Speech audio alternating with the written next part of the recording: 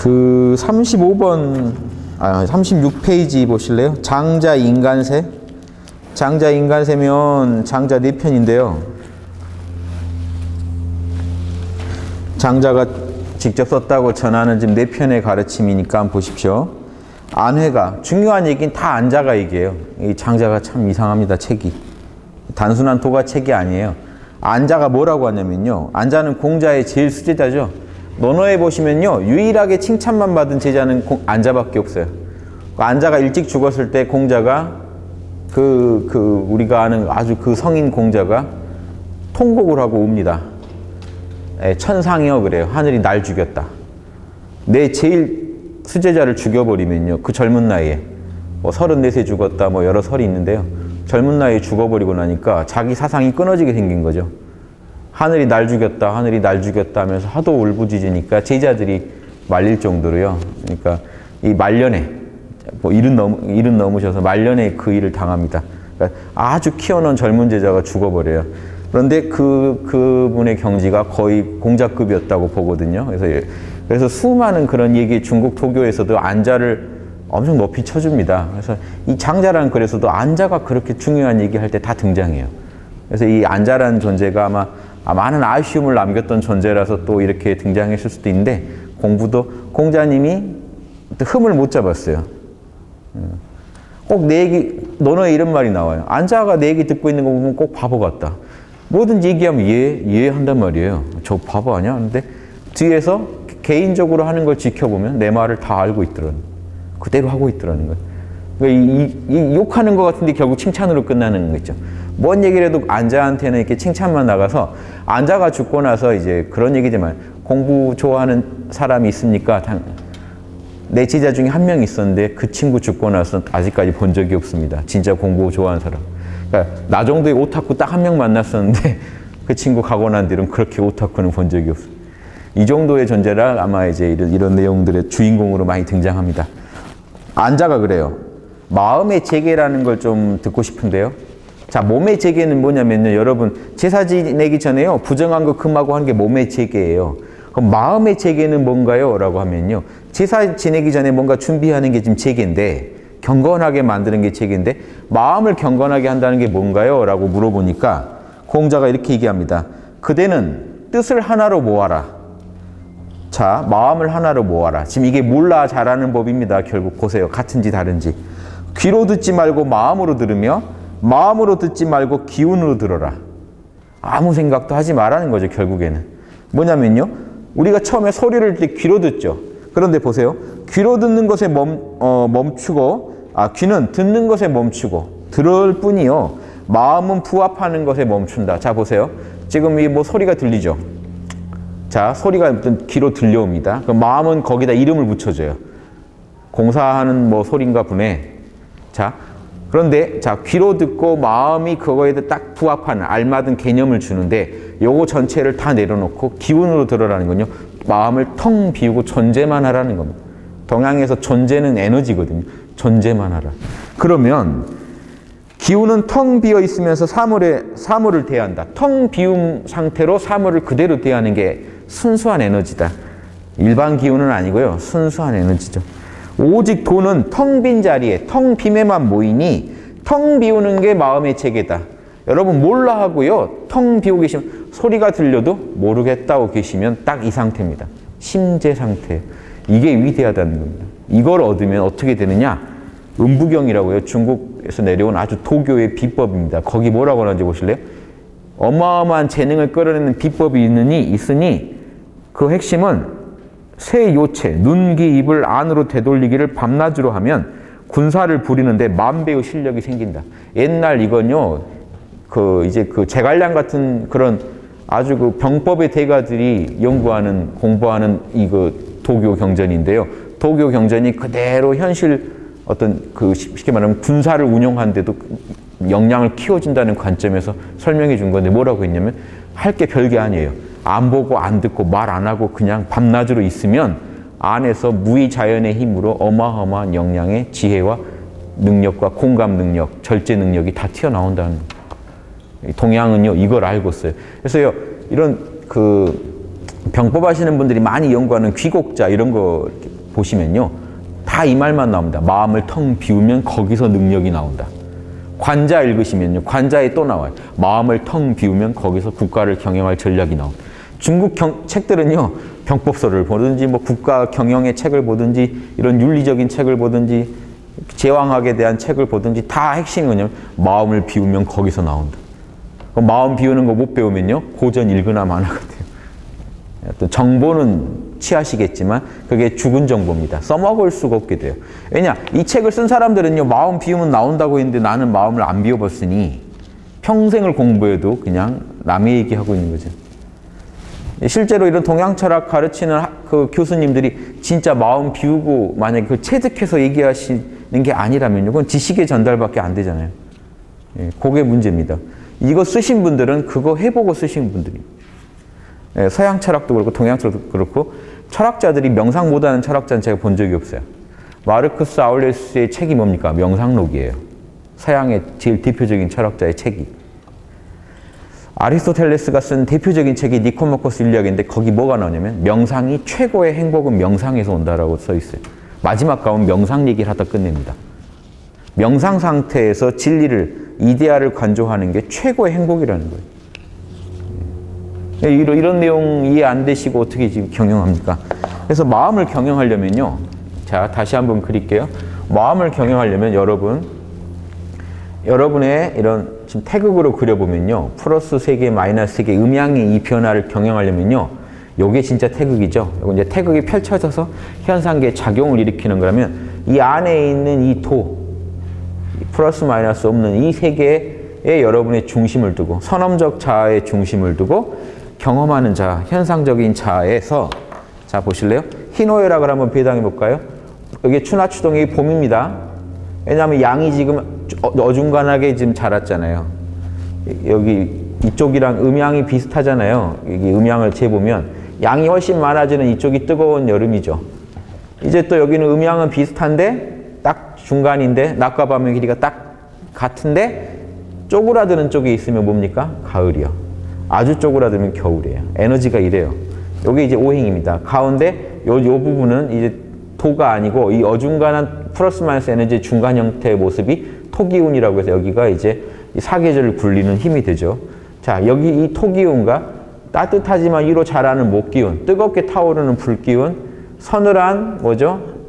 쇠와 같은 가늘기운, 가을기운, 아주 차가운 북극의 그 찬 물과 같은 이 찬물, 물기운, 요게 이제 돕니다.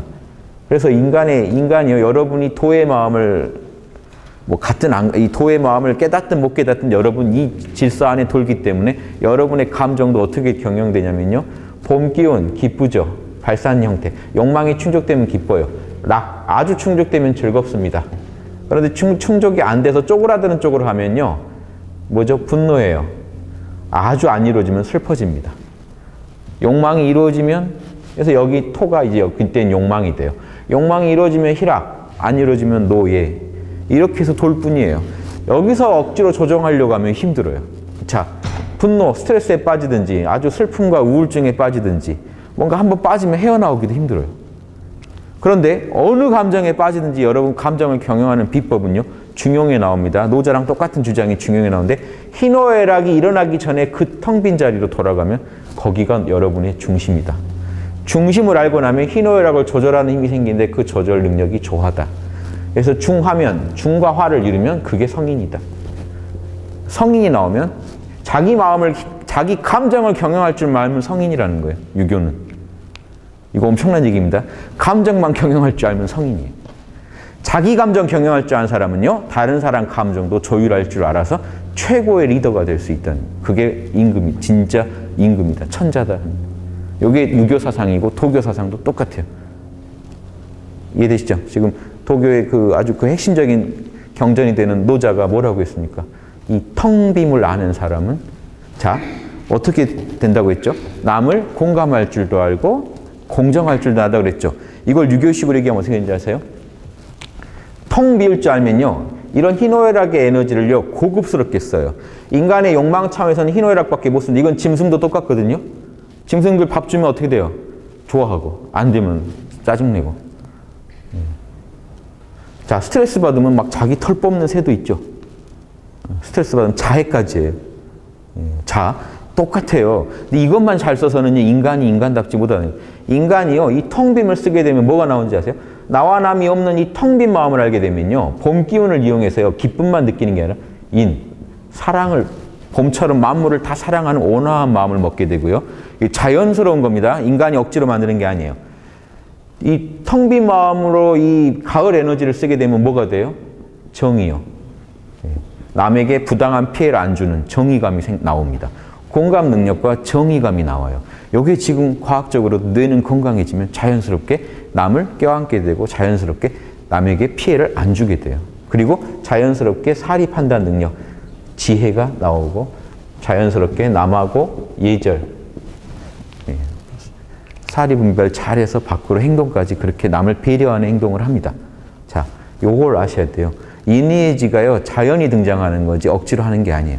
그래서 혹시 노자에서 이니에지된 비판이 나온다면 그건 뭐냐면요, 양심에서 자연스럽게 나온 이니에지가 아니라 사랑해야 돼 하고 있는 거예요. 정의를 해야 돼 해서 어느 한 항목에 몰두하고 있는 건요, 노자는 이미 그건 도를, 양심을 잃은 거라고 봅니다. 억지로 하고 있는 정의이기 때문에. 억지로 하는 사랑. 우리 사회는 지금 사랑이니 정의니 얘기하지만 지금 보세요. 별게 아니고 지금 이 사회에서 사랑이니 정의니 얘기하는 것들은요, 양심에서 자연이 나오는 게 아니에요. 여러분 그냥 그게 사랑일 거라고 여러분이 생각하시는 거죠. 이해되세요?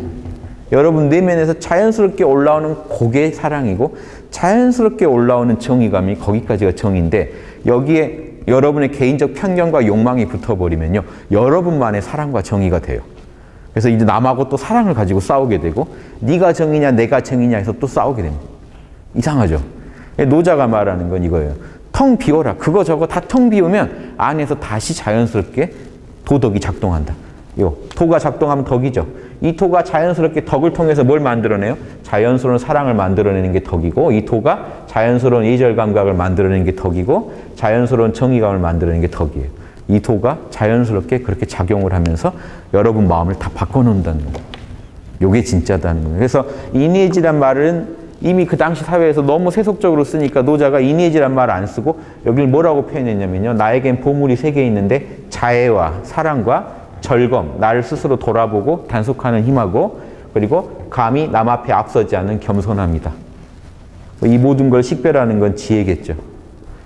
노자는 나에겐 3가지 보물이 있다. 나는 그걸 늘 챙기고 갖고 다닌다. 그게 보물인 줄 아는 건 지혜고, 늘 갖고 다니는 건, 이 토의 힘은 뭘까요? 이니에지 중에 신입니다. 성실함. 남에게 믿음을 줄 정도의 성실함. 자, 우리나라는요, 지금 서울에 사대문 이름이 흥인지문, 동쪽에 흥인지문, 서쪽에 돈이문, 정의를 돈독히 하라, 남쪽에 숭례문, 예절을 지켜라, 북쪽에 지금 상명대 앞에 홍지문이 있습니다. 그건 사대문은 아닌데, 사대문에 지자가 안 들어갔으니까 나중에 따로 지었어요, 홍지문. 나중에 고종 때 와서 가운데 이 신이 없다 해서 보신각, 종각 이름을 보신각으로 고쳤습니다. 지금 서울은 500년에 걸쳐서 이니에지 신을 서울에다가 이름을 붙여놨습니다. 그런 줄 알고 사셔야 돼요. 이게 추나추동처럼 자연스러운 거지 절대 억지로 하면 안 돼요. 억지로 하면요, 노자가 비판하는 이니에지가 돼버려요. 자연스럽게 하면 그게 노자도 인정하는 그 사랑과 정의가 나와요. 그러니까 지금 이 말은 뭡니까? 진짜로 마음을 텅 비우는 왕은요, 텅 비우면요, 자기 자신도 초월할 정도 텅 비우면요, 거기서 자연스럽게 남을 공감하는 사랑의 힘과 남과 남을 정확하게 분별하고 지혜로 따지고 남에게 올바르 공정하게 대우를 해주는 정의가 나온다. 그게 가장 예절에 맞게 아름다운 방식으로 표현되겠죠. 이런 존재가 왕이라는 게요, 중용과 노자가 지금 똑같은 소리 한다는 거 아셔야 돼요. 이 부분 좀 알고 보십시오. 자, 그 다음. 그러면 그 최고의 정치, 이런 리더가 지배하는 정치는 어떨까요? 다스린 정치는. 보세요. 이런 리더는요, 자기 말에 복종하라고 안 할 겁니다. 자기도 지금 누구한테 복종하고 있는 거예요? 자기 양심에게만 복종해요. 그래서 모든 인민들한테도 뭐라고 하겠습니까? 당신 안에 있는 신성, 그 양심에 복종하라고 얘기하지 내 말에 복종하라고 안 할 겁니다. 실제로 각자 모든 사람을 자기 양심에 복종하는 사람으로 만들어 놓을 거예요. 그게 돼야 이상적인 정치가 이루어졌다고 스스로 생각할 겁니다. 그 회사를 하나 운영해도 그 회사 직원들이 나부터 양심적으로 살아서 양심에는 양심이 반드시 공명하게 됩니다. 직원들도 자기 자신의 그런 욕망을 내려놓고 양심적으로 스스로 주인이 돼가지고 그 회사 속에서 사장이 시키니까 하는 게 아니라 내 양심이 이 회사에다 이렇게 일을 하라고 한다 해서 하고 고객한테 이런 서비스를 진심으로 해주라고 해서 한다 하고 하면 이 사회는 그대로 이상사회가 돼요. 직업이 통일되고 뭐 빈부격차가 억지로 해소돼서 이상사회가 되는 게 아니고요. 다양한 직업에서 다양한 빈부차를 갖고 있더라도 그 안에서 각자 안에서 양심이 돌아가 버리면요. 사회는 가장 조화로운 모습으로 변합니다. 큰 꽃, 작은 꽃이 있어도 꽃밭에 가면 다 똑같은 꽃만 있으면 이쁠까요? 다양한 꽃들이 어우러져서 조화를 이루니까 아름다워져.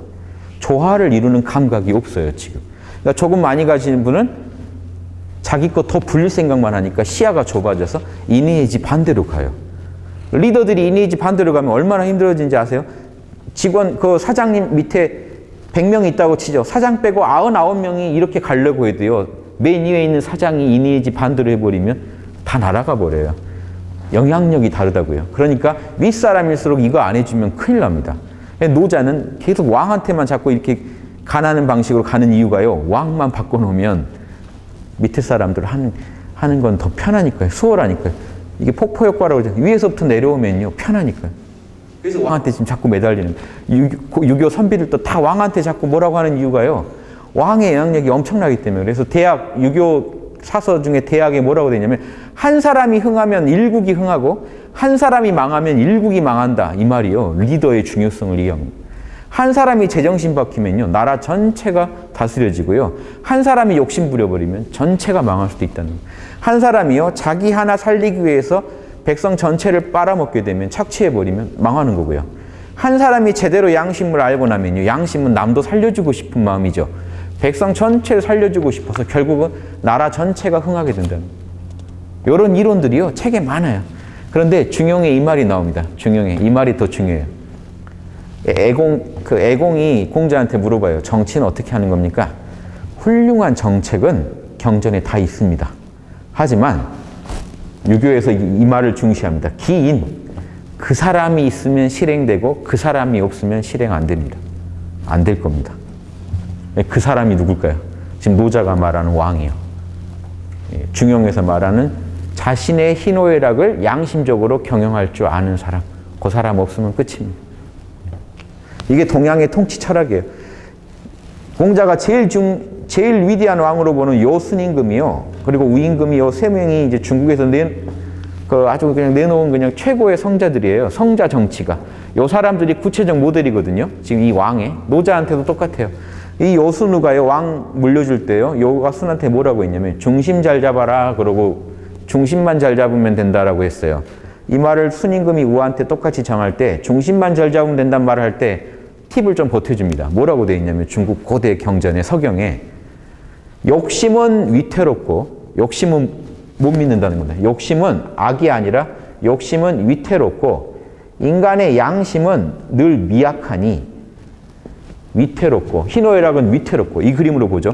희노애락은 위태롭고 양심에서 나오는 인의의 힘은 미약하니 늘 양심을 정밀하게 파면 양심 분석을 정밀하게 해서 욕심과 양심의 분석을 정밀하게 분석해서 한결같이 양심만 밀고 나가면 그러면 중심을 잡을 수 있다. 이게 중화, 중용, 이런 이 천하를 경영하는 이런 최고의 그 비법이 뭐냐? 동양은 예전부터 결국 중용이니 중화니 뭐니 하지만 핵심이 뭡니까? 양심이요. 이게요. 중국 요순도 동이족입니다. 지금 중국 학계도 주장하는데 그 동이족의 더 근원이 저기 지금 홍산 문명이 고조선이 있던 데인데 고조선이 있던 그 자리에서 나온 그 정치 철학이 뭡니까? 우리 이쪽으로 전해져 온 홍익인간이죠. 널리 인간 이롭게 해라. 똑같죠? 이게 동이족은요. 양심 아니면 정치 못한다고 예전부터 최소 5,000년 전부터는 생각했던 민족. 예수님 부처님 다녀가신 지 2,000년 3,000년 다 안 돼요. 5,000년 전에 이런 소리 했다는 건요. 우리 민족이 영성지능이 엄청 높은 거예요. 지금이 그렇다는 게 아니라 옛날에. 지금은 어떤 여러 곡절을 통해서 지금 많이 지금 일제 한 40년 거치고 해방 후에 서양 따라잡는다고요. 정신없이 달리다 보니 산업화하고 그게 잘못됐다는 게 아니라 그렇게 살다 보니 한 100년 이렇게 지냈더니 잊어버렸어요. 지금. 서양이 길을 이제 잃으니까 같이 잃어버리는 거예요. 이제 나 어디로 가니 하게 된 거예요. 원래 우리한테는 몇천 년 동안 이런 걸 알고 있었고 서울에 그냥 흥인문, 돈인문 다 지어놓은 민족이 잊어버린 거예요. 우리 어디로 가니 하고 있는 거예요. 그래서 그러기 실제로 지금 기업에서 뭐 분쟁을 연구하고 내부 통제 이런 하는 분들이 제 강의 듣고 영감을 받아서 인의지로 지금 내부 통제하고 그거를 분쟁 해결하는 법을 실질적으로 지금 연구하고 계시다고 저한테 계속 메일이 오고 덕분에 지금 인의지라는 게 귀하다는 걸 알았다고. 내부 통제도요. 서양에서 들어온 기법으로는 안 돼요. 결국 저 내면을 통제시켜야 되는데 동양이 제일 그런 정보가 그런 테크닉에 그냥 아주 그냥 쌓여 있는데 요거 꺼내서 활용하시지 못하면요 답이 안 나올 겁니다. 자, 그래서 이런 경영을 할 줄 아는 사람이요 그 구체적 모델이 요순우고요. 근데 요순우는 워낙 옛날 분이라 사실 뭐 모르죠. 근데 우리나라는 우리 민족은 복이 많은 게 구체적 제일 거기에 알맞는 구체적 모델이요 우리나라에 있어요. 세종대왕이요. 세종대왕은 별명이 해동요순입니다. 옛날부터 해동요순으로 불렸어요. 재밌죠? 해동요순. 네. 그 모델이 세종이 있다는 거 아셔야 돼요. 네. 왜냐하면 실제로 자료를 가지고 조사해야 돼요. 옛날 요순이 했던 정치, 실제 했던 모습에 제일 유사한 게 지금 세종입니다. 세종은요, 뭐 하나 결정할 때도 독단적으로 안 해요. 신하들 모아놓고 회의해서 신하들을 설득해서 자명해 질 때 신하들이 다 납득할, 반대파까지 납득할 때 일을 진행합니다. 끝없는 설득과 이거예요. 왜냐면요, 설득이 안 되면요, 설득이 안 되고 힘으로 누르고 일을 진행하죠. 반드시 뒤에서 딴소리하고 다닙니다. 그 신하들이 일을 망쳐요. 그러니까 반대파 입에서 하자는 말 나올 때까지 설득합니다. 무섭죠? 반대파가요, 합시다. 이거 내가 보증합니다. 합시다. 할 때 경이 정 그렇게 얘기하면 하자. 이 무서운 분이에요. 그래서 이 회의, 특히 우리 민족 동이 문명의 제일 정치적 특색이 회의 문화예요. 화백회의, 몽고의 쿠릴타이 다 회의해가지고 제일 왕 뽑는 것부터 중요한 의사결정은 다 회의로 결정합니다. 그러니까 지금 서양에서 들어온 국회 제도를요 우리가 하려니까 잘 안 맞는 거예요. 동양은 원래 회의 문화인데, 그렇죠? 그러니까 서양식으로 꼭 회의해서 그 답을 내겠다고 하지 마시고요. 동양 전통의 회의 문화 한번 연구해 보시면요. 특히 세종 때 회의 문화를 연구해 보세요.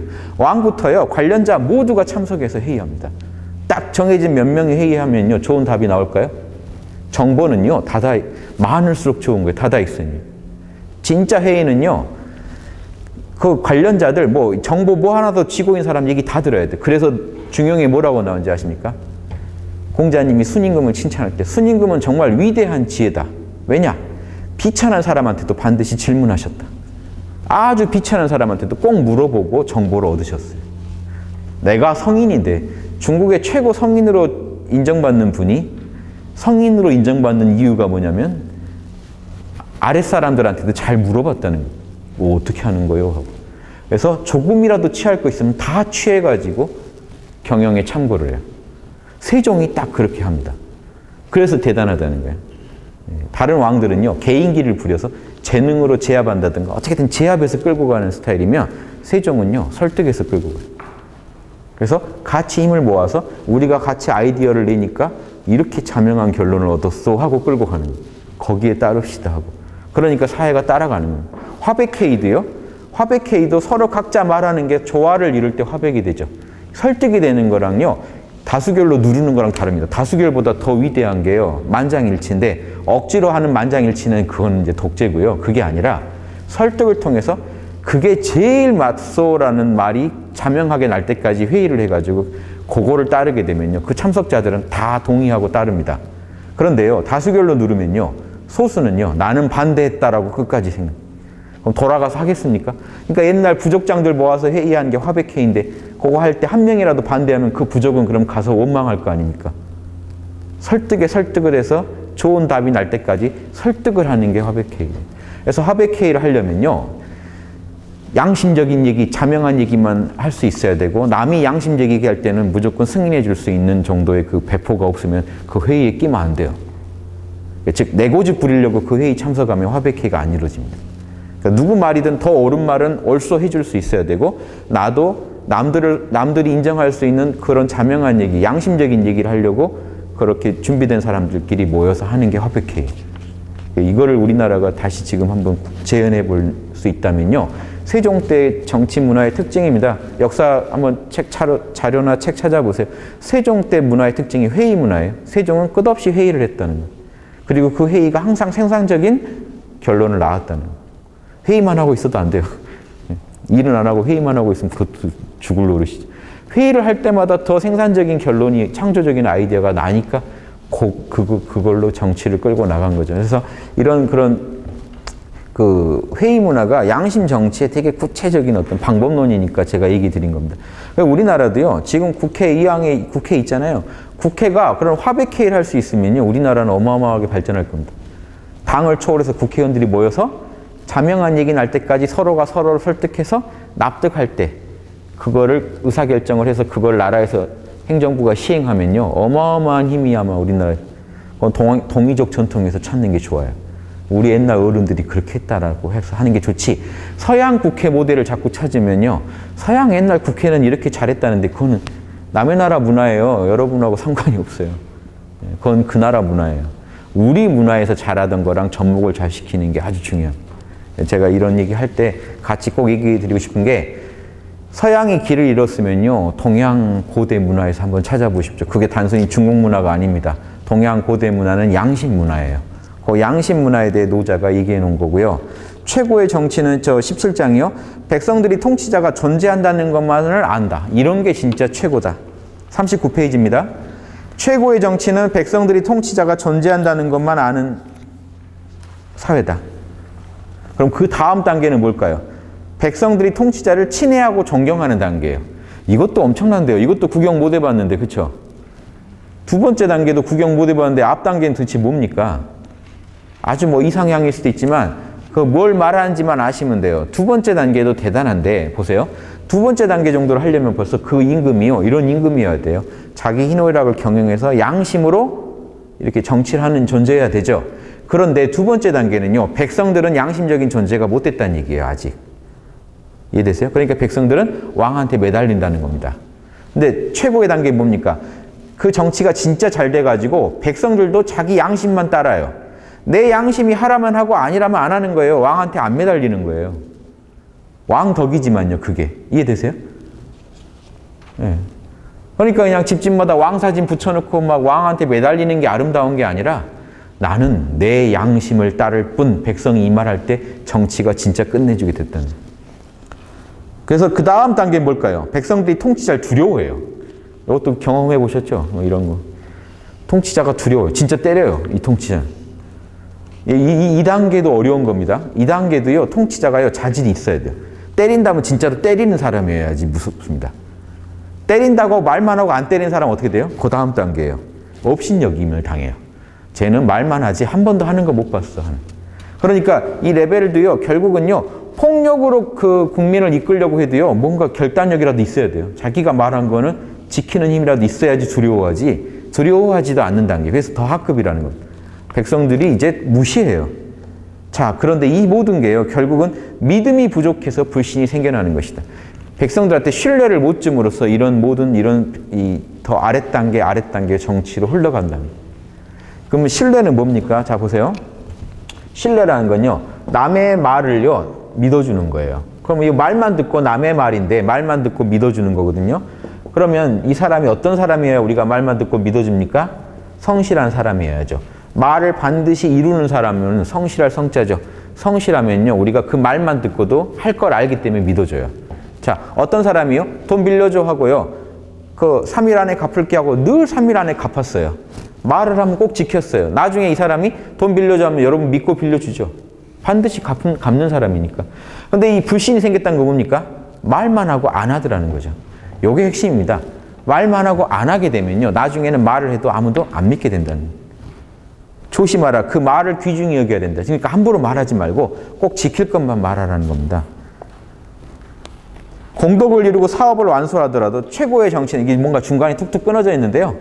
공덕을, 옛날 글이라 이래요. 공덕을 이루고 사업을 완수하더라도 백성들이 모두 내가 스스로 그렇게 하였다라고 말할 수 있어야 된다. 그러니까 훌륭한 기업은 어떻습니까? 우리가 사장님 덕에 이렇게 됐습니다. 그거 아직 그거 아니에요.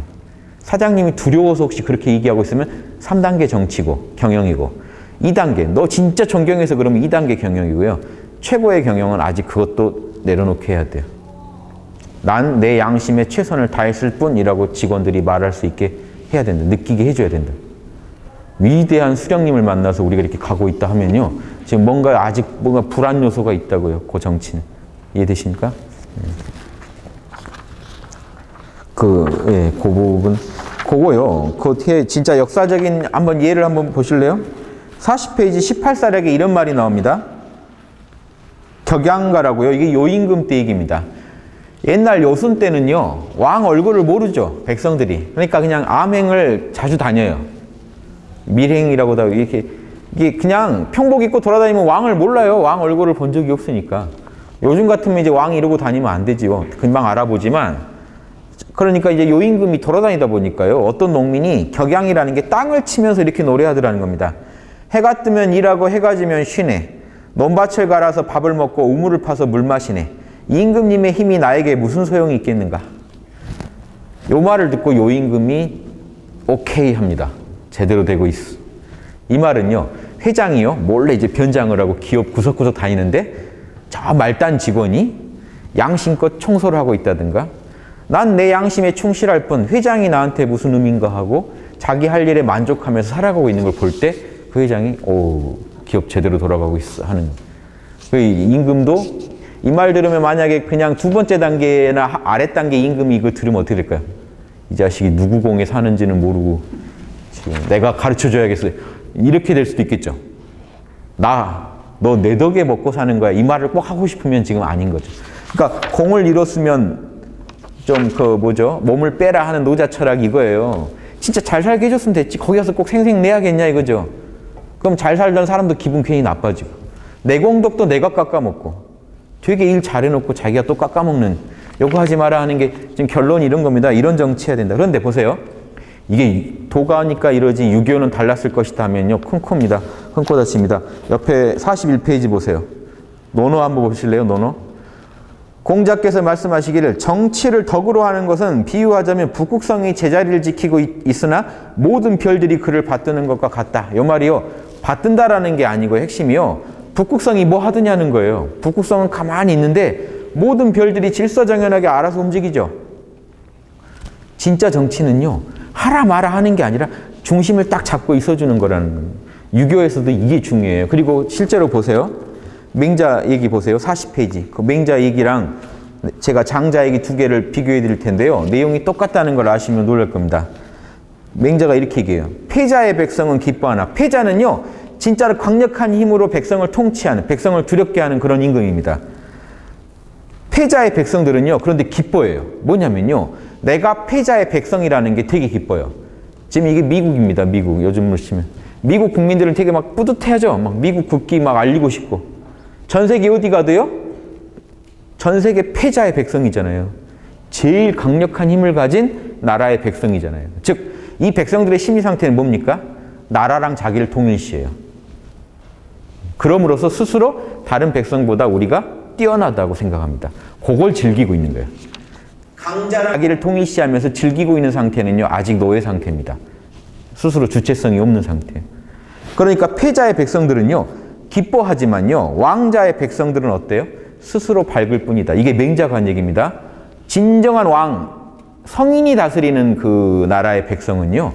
자기 양심에 밝을 뿐이지 그걸 가지고 남한테 자랑하거나 강자랑 자기를 동일시하면서 남한테 우쭐대는 그런 마음이 없다는 거예요. 임금도 부러워하지 않고 스스로 양심에 따른 삶을 산다는 거예요. 그래서 임금이 자기를 죽여도 원망 안 하고요. 이롭게 해줘도 별로 그걸 좋아하지도 않아요. 양심에 맞으면 전쟁터나 어디 가서 죽는 거고 양심에 맞게 살았는데 이득을 얻으면 그냥 달게 받는 거지 그거 가지고 또 왕이 나를 개인적으로 이뻐해서 줬구나 하고 왕공으로 생각하지도 않는다는 거예요. 양심에 안 맞으면 받지도 않아요. 백성들이. 재밌죠? 내 양심에서 이거 받을 물건이 아니라고 하면요. 왕이 줘도요. 제가 그런 거 안 했는데요. 하고 안 받는다는 거예요. 그리고 받을만 하면 받을 뿐이지, 그러니까 양심의 명령에 따를 뿐이지 임금이 주니까 받고 지금 그런 게 아니라는 거예요. 임금이 죽으라니까 죽는 게 아니에요. 임금이요? 자, 지금 나라에 전쟁이 났다. 너 가서 죽어줘야겠다. 봐서요. 임금이 하라고 해서 하는 게 아니에요.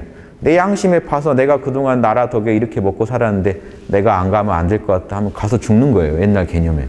그러니까 양심이 시킨 대로 산 것뿐이에요. 이게요. 서양에서요. 루소가 말한 루소의 사회계약론에 나오는 아주 최고의 정치입니다. 시민들이 자신의 양심에만 복종하는 사회. 꿈꾸는 사회예요. 서양에서도. 동양에서는요. 그게 몇천 년 전부터 그냥 기본이었어요.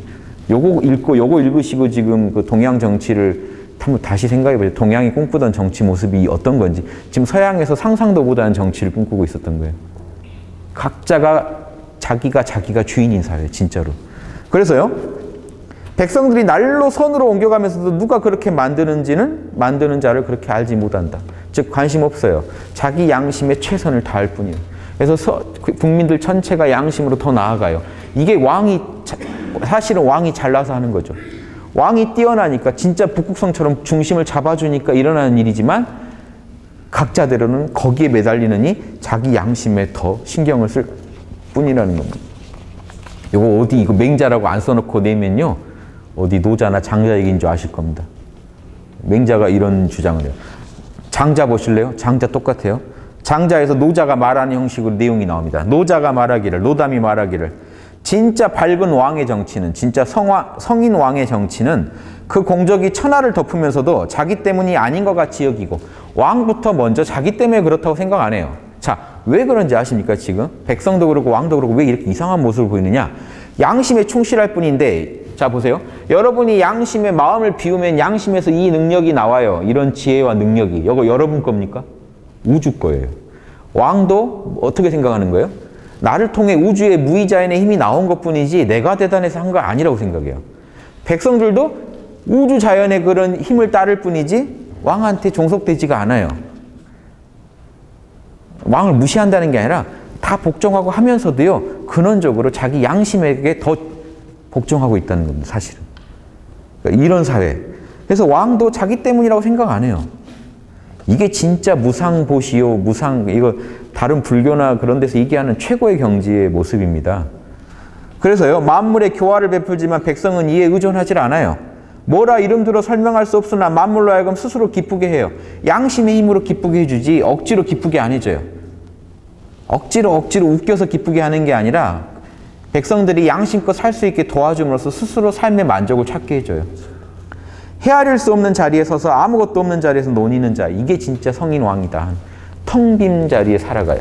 마음을 늘 내려놓고 우주에서 주는 그 근원적인 기쁨을 누리면서 아까 여러분 뭘로 하셨지만 그 자리엔 걱정이 없죠. 우주가 주는 기쁨이에요. 그게. 뭐가 욕망이 충족돼서 기쁜 게 아니라 내려놓음으로써 오는 그 기쁨으로 여러분 삶을 영위하시는 분이요. 그분이 진짜 이제 스스로의 리더라는 겁니다. 외물에, 사물에 휘둘리지 않고 중심을 잡고 잘 자신의 감정을 경영하면서 살아가시는 그런 분은요. 남들까지도 또 그렇게 만들어요. 그래서 이런 게 동양이 꿈꾸는 진정 위대한 왕이다 하는 겁니다. 자, 그 다음에요. 뒤로 한번, 지금까지 이제 도경인데요. 아직은, 이제, 뭐죠? 이제 덕경으로 넘어갑니다. 도덕경이 이제 갈리는데, 아직, 도경에서 마지막 하나 더 볼까요? 51페이지 보실래요? 37장. 도는 하는 것이 없되 못하는 것도 없다. 요거 한번 보실래요? 도는 항상 하는 것이 없되 하지 못하는 것도 없다. 만약 한 나라의 왕이 이걸 지킬 수만 있다면 만물은 저절로 변할 것이다. 이거를요, 제가 설명하는 방식을 이해 못하고 지금 이 글만 읽으시면요, 왕이 도대체 뭘 해야 되는지 모르겠죠. 왕이 뭘 해야 됩니까, 도대체? 도를 지킨다는 게 뭘까요? 이거예요. 자기 욕망을 양심으로 경영하고 있는 상태. 텅 빈 마음으로 경영하고 있는 상태를 유지해 주는 겁니다. 왕이 자기 마음만 경영하면요, 자 보세요. 이게 엄청난 효과를 가져옵니다. 왕이 자기 마음만 경영하면요, 자기 옆에 장관들, 자기 측근들의 비서실에 이상한 사람 쓰겠습니까? 안 써요. 그러면요, 왕이 자기 마음만 경영하면요, 백성 진짜 유하겠다는 사람을 자기 측근에다 둡니다. 그러면요, 그 사람들은 또 그런 사람을 옆에 둬요. 이런 식으로 해서 한 사람이 정신 차리면 나라 전체가 정신 차려진다는 게 이겁니다. 왕이 진심으로 도를 좋아하면요, 옆에 사람들은요 거짓으로라도 좋아하는 척이라도 해요.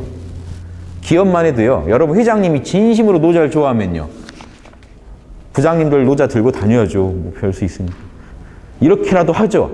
하다가 진짜 왕이 진심으로 도 좋아하는 오타쿠면요, 밑에도 같이 좋아하게 돼요. 왕이 진짜 술을 좋아하면요, 옆에 사람들 다 술꾼 돼요. 술의 맛을 알아가게 돼요. 같이 지내다 보면. 이해됩니까? 진짜로 좋아하는 사람이 없으니까 안 된다는 거예요. 동양 철학에서 진심으로 좋아하는 사람이 나타나면요, 주변도 다 물들게 돼요. 그러니까 이래라 저래라 안 해도 그냥 좋아하고만 있어도 옆에 사람도 같이 감흥한다니까요. 이상하게 그 사람 옆에 가면 술이 맛있게 느껴진다니까요. 마찬가지로 이상하게 이 도인 왕 가까이 가면요, 막 양심하고 싶어져요. 그게 의미 있는 것 같고. 이런 사람이요, 이렇게 무형의 힘으로 주변을 바꾸는데 그게 그 사람 재능이 아니라 원래 우주가 그렇게 생겨 먹어서 그렇다는 거예요. 그래서 마음만 비워주고 이 도의 순응만 해주면 여러분, 특별하게 여러분이 뭘 안 해도 주변을 바꾸게 된다는 거예요. 만물이 변화하되 욕심이 일어난다면 이렇게 해서 만물을 변화시키는데요, 만약에 욕심이 하나가 다시 일어난다면 어떻게 하면 됩니까? 나는 이름 없는 통나무로 눌러버릴 것이다. 요 말이 진짜 이상한 말 같지만 노자는 도를 통나무라고 불렀습니다. 왜 그럴까요? 자, 보세요. 이거는 텅 비어서요, 가공이 안 된 상태죠. 가공을 하면 현상계가 돼요. 그래서 이걸 통나무라고 합니다. 도를 통나무로 비유하고요, 노자는 통나무를 쪼개서 만든 다양한 그릇들을 현상계에 비유해요. 많은 사물들. 동그란 그릇은 다시 네모난 그릇이 못 되죠. 네모난 그릇은 동그란 게 못 돼요. 이미 이제 각각 개별적인 존재가 돼버린 겁니다. 근데 도 상태에서는. 근데 어떤 특정 그릇이 되기 전에 그 모습들은 다 뭐였죠? 통나무였잖아요. 온전한 상태였잖아요. 그래서 통나무로 눌러버린다는 건요, 텅 빈 마음으로 그거를 욕망을 제압한다는 겁니다. 자, 어떻게 하시라는 얘기면 욕망이 일어날 때 몰라라고 하시면 통나무 상태로 가요. 쉽죠? 욕망이 일어난다. 뭘 해야 됩니까? 모르겠다 하면 다시 순수한 상태예요. 깨지지 않은 상태.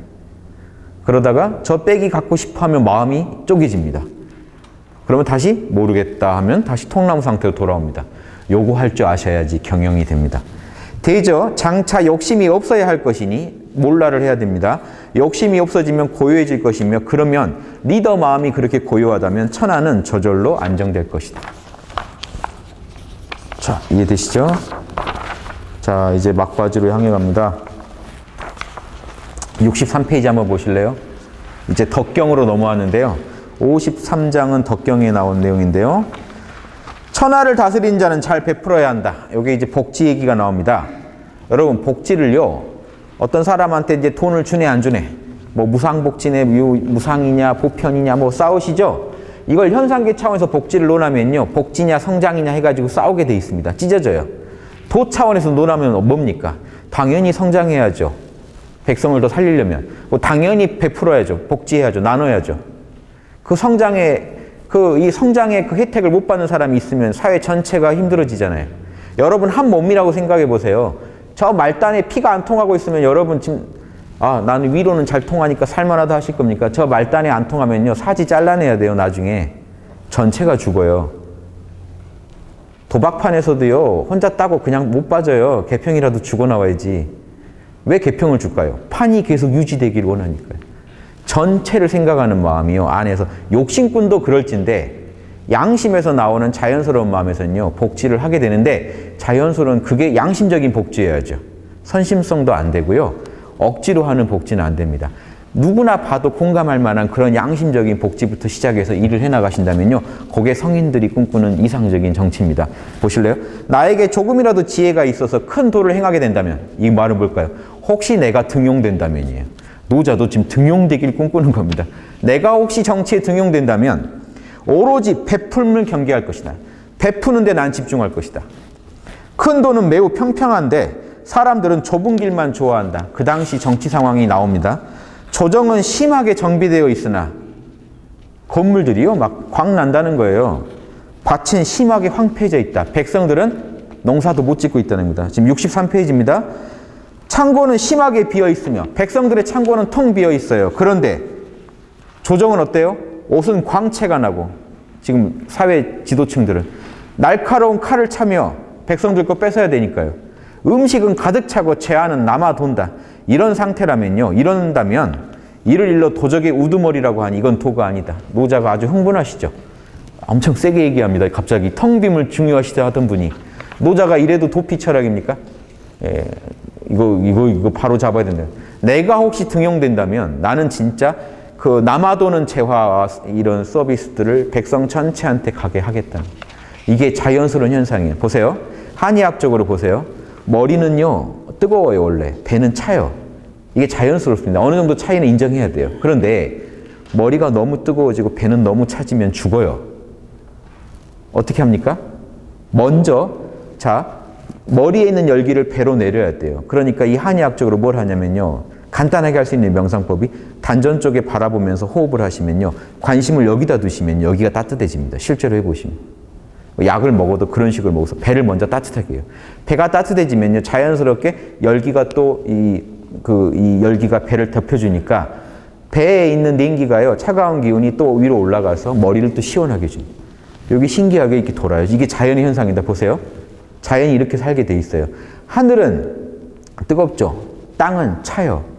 그런데 땅에 있는 차가운 물을 태양이 비춰주면 어떻게 돼요? 물이 증발해서 위로 올라갑니다. 먼저 하늘이 열기를 줘야 돼요. 땅은 안 그러면 식어서 얼어버려요. 햇볕이 따뜻하게 비춰주면 이 땅에 있는 지기가 하늘로 올라가요. 지기가 올라간 게 구름이에요. 그러니까 구름은 하늘에 있지만요. 걔는 사실 땅에서 올라가는 애예요. 물이니까. 그러니까 기체가 돼서 올라갔다가 하늘로 갔다가 어떻게 돼요? 다시 거기 가면 원래 땅에서 올라온 놈들이기 때문에 차가워지면서 다시 땅으로 물이 돼서 내려옵니다. 이러면서 살아가요. 우주가 돌아가요. 그러니까 정치도 그렇게 보셔야 돼요. 양극화되면 끝납니다.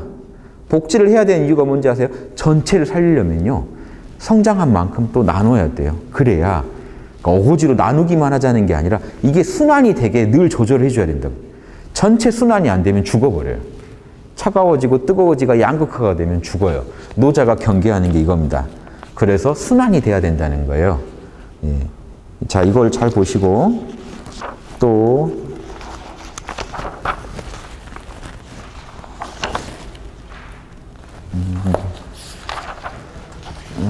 77페이지 보실래요? 77페이지랑 요 몇 개만 더 하고 지금 빨리 끝낼 것 같은데 77페이지는요. 제가 읽진 않고요. 여기에 나옵니다. 내가 보물로 세 가지를 보물로 여긴다. 뭡니까? 자애로움과 단속함과 감히 천하에 앞서지 않는 겸손함. 나오죠? 77페이지예요. 자, 마지막 이제 두 개만 읽고 끝낼게요. 자, 83페이지 보실래요? 77장하고 이제 마지막 81장 보고 끝낼 텐데요. 자, 빨리 읽겠습니다. 하늘의 도는 큰 활을 당기는 것과 같다. 자, 보세요. 큰 활은요. 지금 이렇게 말아져 있죠. 활 말아져 있죠. 활 쏠려면 어떻게 되는지 아십니까? 가운데 눌러야 돼요. 튀어나온 데를 누르고 들어가 있는 데를 펴줘야 어떻게 됩니까? 요런 활 모양이 되죠. 그쵸? 그러니까 하늘의 도는 큰 활을 당기는 것과 같아서 높은 곳은 눌러주고 낮은 곳은 들어 올려준다. 잘 사는 사람은요. 한 사람이 사는데 그렇게 많은 재화가 필요가 없어요. 좀 나눠야 되고. 재화를 너무 못 가진 사람들은요. 그 사람들이 꼭 잘못해서 못 가진 게 아니에요. 개인 탓으로 돌릴 수가 없는 게 구조적으로 문제도 있다고요. 그러니까 최대한 인간의 양심이 허락하는 한 도와줘서 살 수 있게 해주면요. 요게 활 모양이 된다는 거예요. 그래서 하늘의 도는 남는 곳에서 덜어서 낮은 곳에 베풀어 주는데 인간의 도는 안 그렇다. 이게 원래 인간의 도가 그렇다는 게 아니라 요즘 사는 사람들은 안 그렇게 산다 이거예요.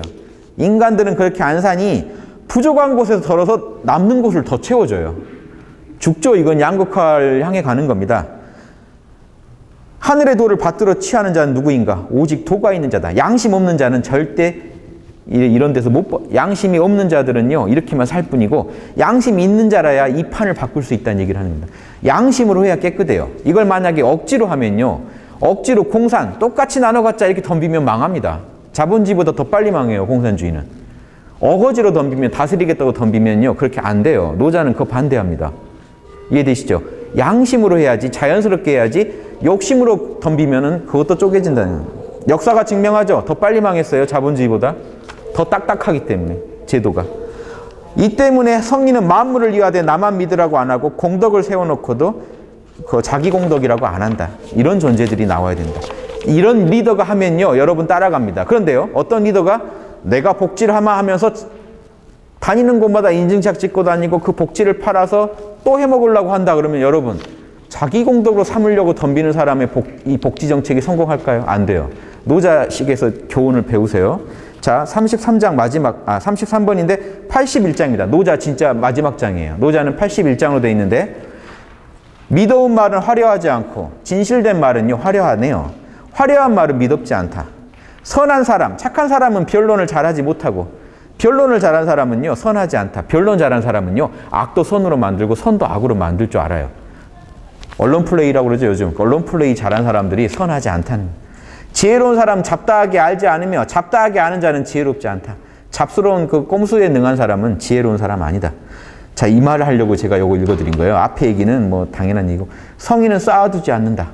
남을 위하니 자기 것이 더욱 불어나며 남에게 베푸니 자기 것이 더욱 많아진다. 성인은요 남도 나처럼 여기는 사람이라 내 거 나눠서 남에게 주면요 내 것도 더 불어난다고 여기는 사람이라. 이런 리더가 통치를 해야 된다는 겁니다. 그래서 하늘의 돈은 만물을 이롭게 하되 해롭게 하지 않으며 홍익인간 아닙니까? 성인의 돈은 만물을 위해 주되 다투지 않는다. 자, 여러분 보세요. 내가 지금 100만 원을 갖고 있어요. 거기서 1만 원 더 얻었어요. 101만 원 됐어요.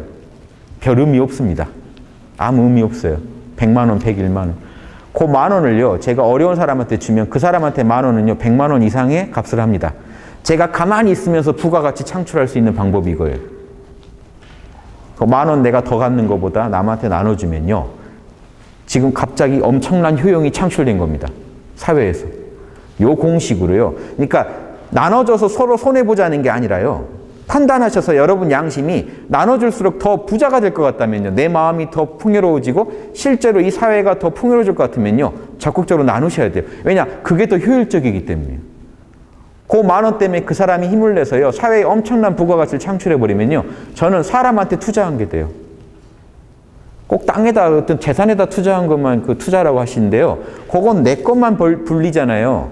근데 내게 많이 불어도요. 사실은 그렇게 효용이 한계 효용이 크지 않다고요. 어려운 사람이 한 걸음 나가는 게 훨씬 효용이 크다고요. 요걸 가지고 조율을 하시랍니다. 스스로 냉정하고 자명한 판단으로 사회 전체의 부를 늘릴 수 있는 그런 현명한 리더가 나올 때 진정한 복지가 나오고 진정한 성장이 그런 사회가 성장 못할까요? 어거지로 나눠 먹으면 같이 죽을 수도 있어요. 그런데요 이렇게 꼭 필요한 곳에 재화가 가게 도와주는 사회는요 물 흐르듯이 그 재화가 필요한 곳에 가면서 사회 전체를 살릴 겁니다. 즉 논으로 치면요 물이 쓸데없이 한 곳에만 모여 있으면요 거기도 죽어요. 썩어서 죽고 남은 저쪽은 말라 죽고. 이 물이 골고루 퍼지게 하면요 전체가 다 삽니다. 그런 양심적인 안목을 가진 리더가 아니면요 아마 복지하자고 해도 먹히지도 않을 거예요. 진짜로 먹힐 만한 양심적인 리더가 나와서 양심의 호소에서 이런 실질적인 정책을 베푼다면 그때는 우리나라가 아마 엄청난 멋진 사회가 되지 않을까 합니다. 그래서 우리 민주세상에 삽니다. 국민이 이런 안목을 노자 정도의 안목을 못 가지면요 그런 리더 못 뽑아요. 지금은 민주세상이니까 여러분이 먼저 눈을 뜨시고 그런 리더를요 없으면 키우세요. 인재 없다고 한탄하지 마시고 지금 교육에 투자하셔서 잘하는 아이들이라도 그런 인재로 키워서 나중에 그런 아이들이 우리 미래를 이끌어가게 하면 좋겠습니다. 예, 수고하셨습니다.